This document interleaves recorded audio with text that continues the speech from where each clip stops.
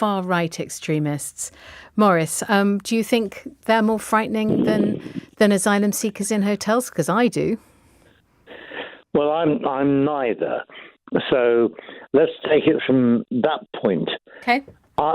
I am now living in a country which is no longer mine because we are full of. Well, we're full of people now. Where are you in the country? In Peterborough and Cambridgeshire? Yes, I am. Oh. We are full of people now who were not born here, who shouldn't be here.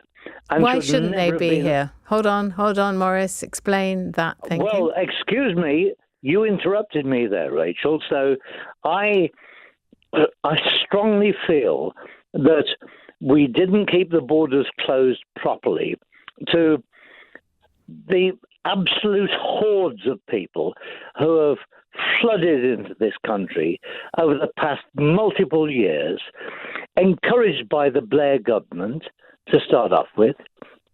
They opened the borders and, well, with all due respect to any politician, and very few of them deserve any respect anyway, we are now in a state of siege by our services. Everything is destroyed by the level of immigration in this country. Okay, so how has your services been destroyed by immigration, Maurice? I mean, please, don't just throw out inflammatory statements like that without setting out your case a bit more. So, are you essentially though pinning the blame for it on the expansion of the EU and the fact that we opened our borders to Poland, Hungary, wherever else, what were the other countries that came in that first wave of expansion in 2008 or so, 2004 or so? I can't remember now.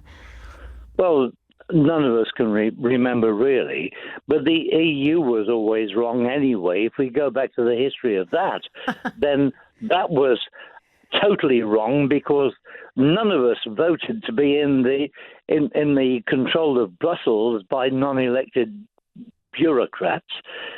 We were never given a choice on that, were we? If you want to go back in the history. Yes, you were. There was a confirmatory vote. There was a confirmatory referendum in 1974, wasn't there?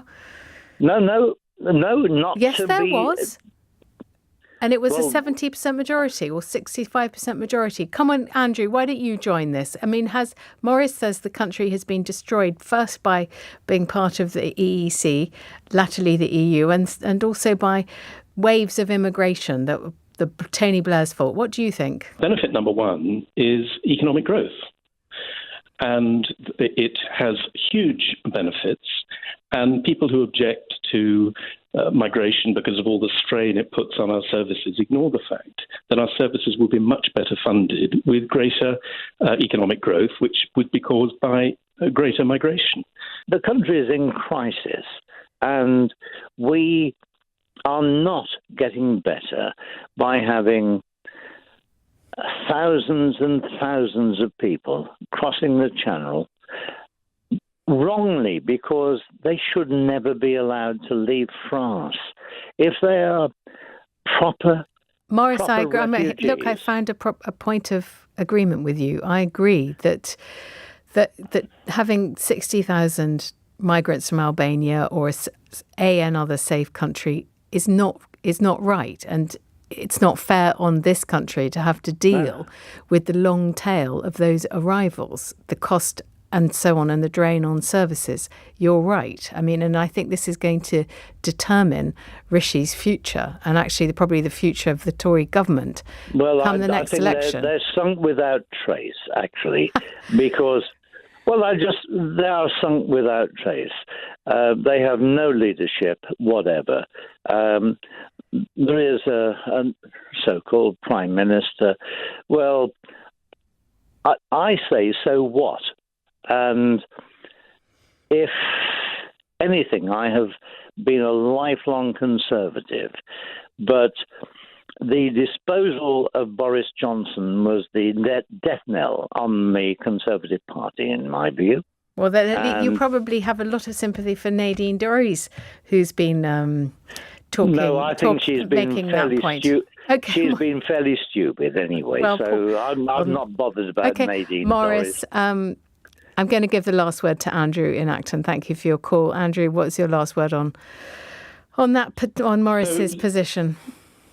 Yeah, I just really want to pick you up on what you said to him, that you agreed that the country shouldn't have to deal with what you call the long tail of migration.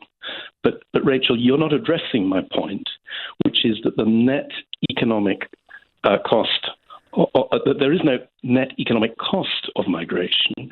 Migrants produce more money than they cost. And therefore, there isn't actually a long tail cost. There's a long tail profit from migration. Only if they're dealt with promptly. I take your point. Yes, I think in terms of growth, they are a net benefit to the economy, and I agree with you on that.